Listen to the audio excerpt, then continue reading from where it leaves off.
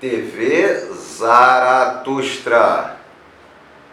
De volta Giuliano Campione, o seu Nietzsche e o espírito latino. É tutto festo em busca do monstro Gaio. Nietzsche, em O Anticristo, aproxima pela felicidade meridional que mostram César Borgia e aquele mais gentil, mais atrevido provocador Petrônio, do qual se poderia dizer o que Domenico Boccaccio escreveu sobre César Borgia, o Duque de Parma. É tudo festo. Nietzsche valoriza Petrônio, figura do bufão e do sátiro, também por uma perspectiva anti-germânica, um mestre do presto, da libertadora ironia de um vento que torna tudo sadio na medida em que faz tudo correr, cujo tempo ousado e alegre não é possível traduzir para o alemão. Petrônio aparece nos textos de Nietzsche a partir do verão-outono de 1884, como expressão de uma insolente boa saúde, longe de todos os pântanos do mundo doente e ruim. O céu mais claro, ar seco, presto em movimento. Petrônio não é lascivo, é engraçado demais para isso. Seu satírico é verdadeiramente pagão e seguro de seu próprio futuro contra o ar obstinado do Novo Testamento, sintoma da cultura decadente. Nietzsche menciona Petrônio em 1884, não longe de outras citações retiradas do Mérimée, de Renan. No Anticristo, havia aproximado Petrônio. Esse Mérimée cético, de tom frio e singular, não logrou um romance de uma verve, uma fineza consumada, ao mesmo tempo de uma corrupção refinada, que é o perfeito espelho do tempo de Nero. Petrônio representa e resume os traços desse reino da imoralidade transcendente. Renan, nesse escrito, coloca em cena, contra os valores cristãos, a arte entendida como preocupação de si mesmo. Até o artifício do Dante, para quem a elegância vale mais e domina a ciência e a moral. Essa frase, quando eu li, para o Dante, a elegância vale mais do que a ciência e do que a moral. Fantástico. A gente entende Baudelaire. De maneira significativa, como se pode ler na introdução do Anticristo, a apoteose final da fruição e da arte está ligada ao mito da Itália pagã. Renan afirma que sua viagem na terra das grandes lembranças, a mãe sábia de todo o Renascimento, se conjuga em muitos aspectos aos temas de seu livro.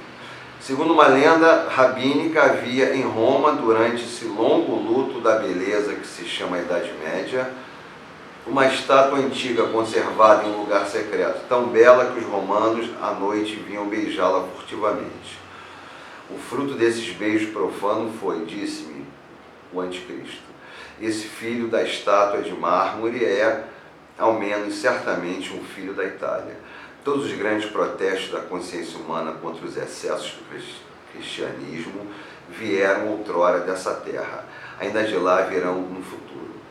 Dá-se livre curso ao diletantismo de Renan no jogo estético das formas, com uma sensibilidade nitidamente decadente. Nero torna-se então um monstro gaio, não vulgar, e coservo, um ceríbeo, um Byron vítima de sua quimera.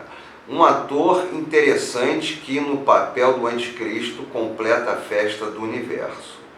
A besta, capaz de inventar novos prazeres estéticos, que se tornam forma de vida extremas e aberrantes. Consegue suscitar, por contraste, através do crime, as estéticas dos discípulos de Jesus. A nudez tímida do jovem Marte torna-se rival da nudez segura dela mesma, de uma Vênus grega. Marco Aurélio, representante da religião absoluta, da justa razão, é nobre, mas mortalmente entediado, áspero e triste. de sua filosofia tivesse sido mais curiosa sobre a história e o universo, escreve Renan. Ele teria evitado alguns excessos de rigor. É certo que mesmo depois do retrato que Renan fez dele, o neuronismo torna-se mais que uma perversão literária, uma expressão estética da decadência. Nero é um dos patronos do nosso tempo, escreve Paul Desjardins no jornal de Debate, em 14 de outubro de 1888, em um artigo sobre os costumes culturais da época, intitulado Amor do Prazer. Petrônio torna-se referência privilegiada da cultura do decadentismo. Ele é, por exemplo, um dos autores prediletos de Huysmans, que em Arrebu, publicado em 1884, ano mesmo em que nasce o interesse de Nietzsche pelo escritor latino, faz dele um elogio ressaltado. Este era um observador perspicaz, um delicado analista, um maravilhoso pintor, que conta o mundo, que formiga, semi-animal, da minguada existência do povo, seus episódios, suas bestialidades, seus berros, uma imitação fidelíssima da vida romana. Para quem não leu, leia então, fica a dica de hoje, o Satyricon, de Petrônio, que é um livro maravilhoso. Tem até um filme, uma obra-prima do Fellini.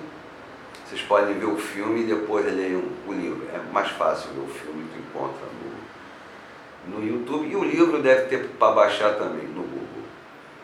Que ele conta que é um romance extremamente pagão, não cristão.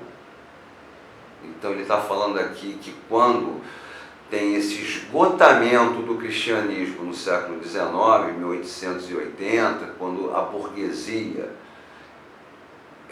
desloca para escanteio o conceito do além. Não lembro se foi o Julião que fala isso. Eu vou procurar, tenho que rever todos os vídeos. A Lia Gabriela falou para mim, reveja todos os vídeos, corte os que você não gosta. E tem essa frase, que Deus começa a morrer quando a burguesia, com a modernidade, desloca o conceito do além para o desnecessário. E ele está falando isso aqui quando esse deslocamento está em seu auge, quando Renan diz que a igreja é um barco que afunda, porque Renan, no século XVIII, o que acontece? A pergunta de Hipérion, do século XIX, do século XIX, 1800, é aberto com a pergunta de Hipérion, feita por Hölderlin, Heinrich Hölderlin, poeta, amigo de Goethe, Schiller, com o qual formava o grupo Tempestade e Ímpeto, Strong und Drunk. E ele faz a pergunta: há possibilidade de uma humanidade restaurada? Essa pergunta vai tocar a nata da cultura europeia, vai tocar Schopenhauer, vai tocar Renan, que fala desse novo homem cristão, a igreja afunda, é um barco que afunda, frase que o Ratzinger vai repetir quando declina do posto de Papa, a primeira vez em 2 séculos. Vai ser bebida por Nietzsche, vai ser bebida por Gelton, por Eugenia, vai ser bebida por Freud, Jung, Reich, Madame Blavatsky, os nazis. Todos eles tentam recriar esse homem ocidental que nós somos, todos eles, cada um com seus erros, com seus acertos, muitos só erros e muitos com bastantes acertos. Esse é o primeiro bloco de Nietzsche e o espírito, aliás, é o segundo bloco que eu já trouxe ele aqui, TV Zaratustra, no YouTube.